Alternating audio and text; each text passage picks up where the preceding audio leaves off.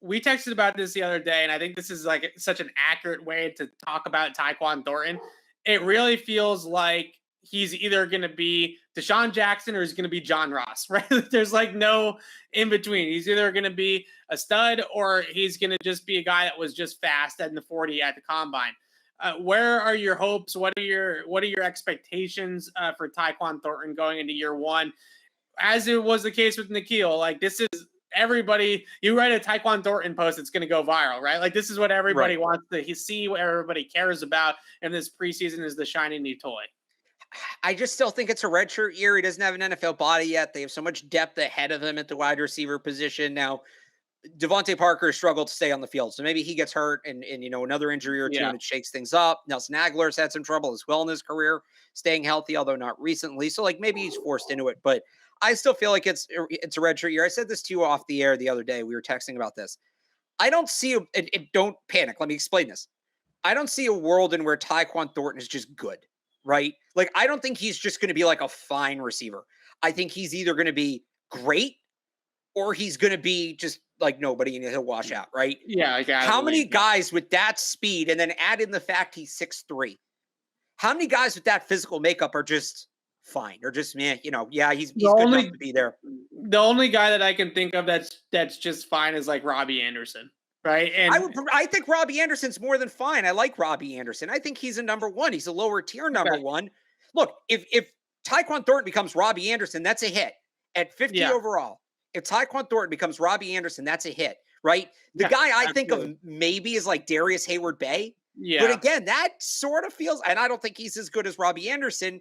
That sort of feels like a hit, but there's not a lot of guys you can think of that speed and that size that are middle of the pack, right? John Ross, bust. Tyreek Hill doesn't have the size, but the speed elite, right? And I'm not saying he's going to be Tyreek Hill, but I feel like he's either great or he's out of here in 3 years. I just don't see, and this is big picture, not just this year again. I think he redshirts this year. But big picture, that's how I view Tyquan Thornton.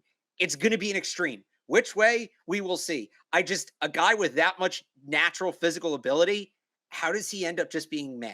That's kind of my big take on Tyquan Thornton right now. Yeah, no, I think that's accurate. And throwing out names like McCole Hardman, KJ Hamler, like those guys are a lot smaller than he is, right? Like Tyquan, I don't mean weight, I mean height. Like, so that's, I think, a big difference is those guys have turned into like really just gadget like players. But I think for this year in his rookie season, if you ask me, the Patriots offense has just been so slow over the last couple of years that even if it's just like 20-25% of the snaps, like find some pockets in games to get Tyquan Thornton on the field.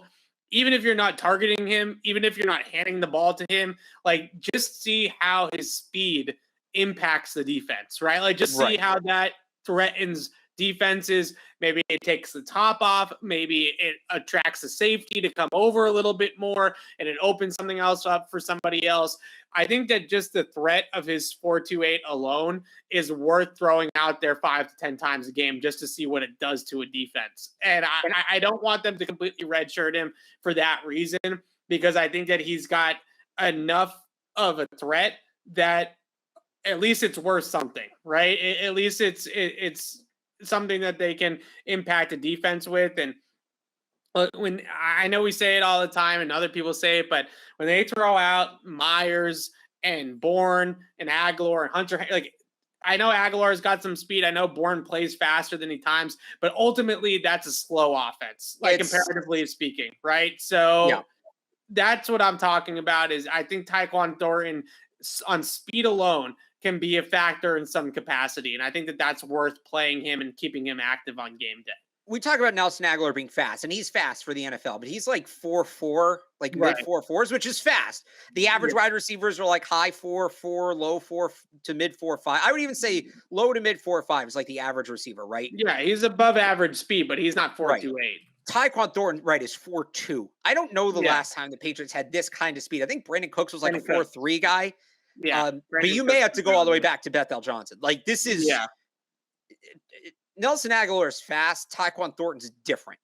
So Nelson Aguilar's 4.42 is in the 82nd percentile for all wide receivers at the combine. That's not like guys that actually made it in the league, though, right? There's some guys that were just really good at the combine. So it's above average speed, but we're talking with Tyquan Thornton, we're talking about 99th percentile. 99.9th percentile. Like this is, the fact he got 95 speed rating on Madden is kind of BS. But yeah. So I was going to say we'll do the Madden ratings another time, but I don't get to torture that with you anymore. At least not on here. I can still do it in person. There you go. That's true. I still get the text messages of the latest Patriot Madden rating, trying to look for my take on it. So I love it though. I hate it, but I love it. It's a love-hate relationship with Madden ratings.